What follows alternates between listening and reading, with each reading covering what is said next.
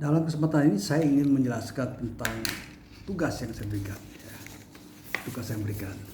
Ini terkait karena memang output atau keluaran hasil dari mata kuliah seminar usulan tesis adalah usulan tesis. Anda harus mengajukan proposal tesis. Ya. Kami dari Prodi Ilmu Hukum, saya pribadi ya, sudah menyusun bersama tim ya, kurikulum program magister, program studi ilmu hukum Universitas Pakuan. Ini sudah ada bahannya. Dan di bagian akhir itu saya sudah WA juga Anda ini sudah saya berikan proposal tesis. Nah, biasanya proposal tesis adalah bab 1 pendahuluan. Ya, umumnya begitu. Jadi proposal tesis akan menjadi bab 1 pendahuluan. Karena itu harus ditulis. Ya, memang ada yang harus Anda tulis adalah bab 1-nya. Bab 1 terdiri latar belakang, kemudian identifikasi masalah, maksud dan tujuan penelitian, kemudian manfaat penelitian, kerangka pemikiran.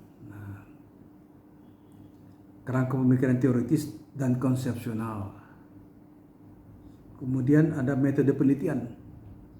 Ya, terdiri dari jenis dan sifat penelitian. Kalau ada data dikumpulkan, teknis pengumpulan datanya gimana? Kemudian ada teknis pengelolaan data. Ya, kalau ada itu ya. Kemudian sumber datanya sebutkan. Dan 5 waktu dan tempat penelitian. Terakhir adalah sistematika penulisan.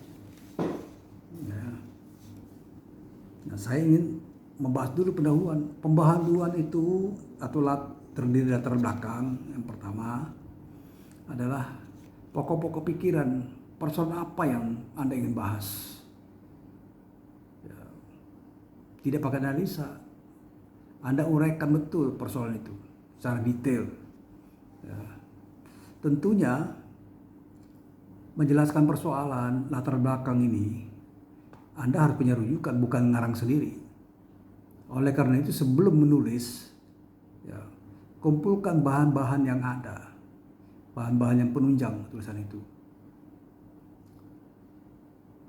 Dalam penulisan skripsi saja di S1, setidaknya 25 buku harus dikumpulkan. Ada 25 bahan, ada buku referensi, mungkin ada jurnal juga, supaya lengkap adanya atau hasil penelitian. Jadi sebelum mulai menulis harus jelas sumbernya apa. Kemudian juga ada undang-undang atau peraturan yang menjadi rujukan persoalan itu. Ya.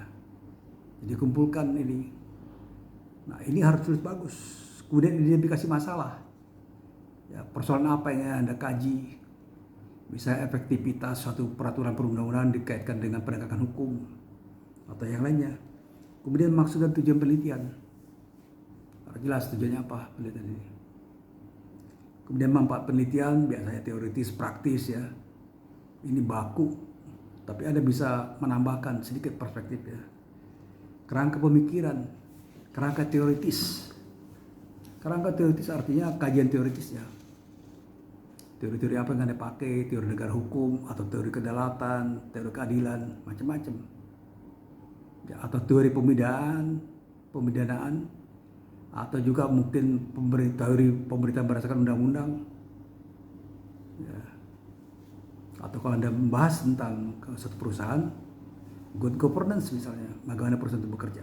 Ya, jadi banyak. Ya. Kemudian kerangka konsepsional itu adalah definisi-definisi yang Anda pakai. Misalnya katakanlah membahas kasus korupsi, harus ngerti korupsi itu apa. Ya, pembuktian itu bagaimana. Penghukuman, tanggung jawab dari pelaku tidak pidana korupsi. Kira-kira itu kerangka konsepsionalnya pakai. Metode penelitian jelas, metode penelitian hukum normatif. Anda harus baca buku Surya Sukanto. Ya, karena itu buku klasik. Nah, kemudian sistematika penulisan ini harus dijelaskan. Ya kan? Bab 1 itu pendahuluan.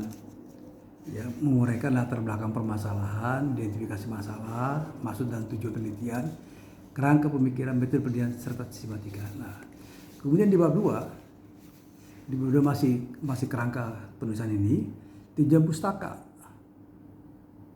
ini menguraikan teori-teori terkait dengan pokok bahasan tesis dengan bersumber pada literatur, karya tulis ilmiah, dan karya penelitian yang dipublikasikan dalam jurnal-jurnal baik nasional maupun internasional.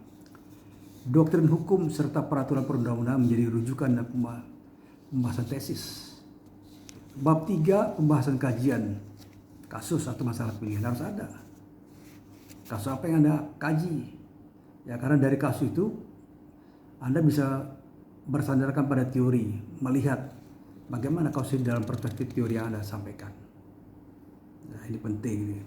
Kemudian bab 4 adalah analisis kasus. Jadi setelah Anda bahas kasus itu ya secara apa adanya, baru kemudian Anda analisa kasus itu.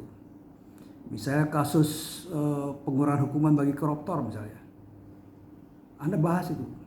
Perangkat teorinya misalnya, teori pembuktian. Ya kalau perkaranya nggak bisa dibuktikan secara penuh, hukumannya nggak bisa secara penuh. Logikanya begitu. Bukan karena Anda meniupkan masalah, ya ada kasus suap atau misalnya Anda curiga ini hakimnya begini atau begitu, tapi makanya dilihat betul, dibaca duduk perkara, suatu perkara, baru Anda bisa mengkaji, ya menganalisa dan kaitkan dengan teorinya. Ini kajian ilmiah, ya. Kemudian bab 5 penutup. Penutup itu berkesimpulan apa yang Anda tulis, Anda apa yang temukan dalam pembahasan penelitian itu. Kemudian kalau ada saran, kasih saran. Ya, biasanya penutup, kesimpulan, dan saran. Nah, selanjutnya daftar pustaka. Daftar pustaka ini adalah literatur yang Anda pakai, jadikan rujukan.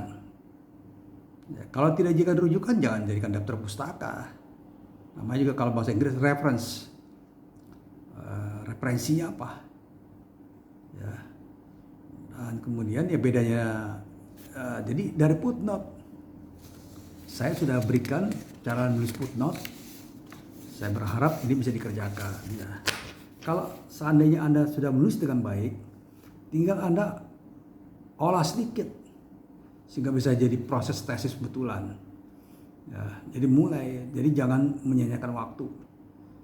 Jadi sekali lagi kalau memang Anda bisa selesai bersama-sama ya, itu bagus sekali. Tinggal tunjuk nanti siapa pembimbingnya, ya, sesuai dengan kompetensi. Jadi membimbing tesis itu sesuai dengan kompetensi. Ya, kira-kira gitu ya. Nah, saya berharap Anda sukses semuanya. Selesai ujian ini bisa langsung menyerahkan proposal tesisnya setelah perbaiki bahan ini. Ya, berharap Anda sukses. Terima kasih.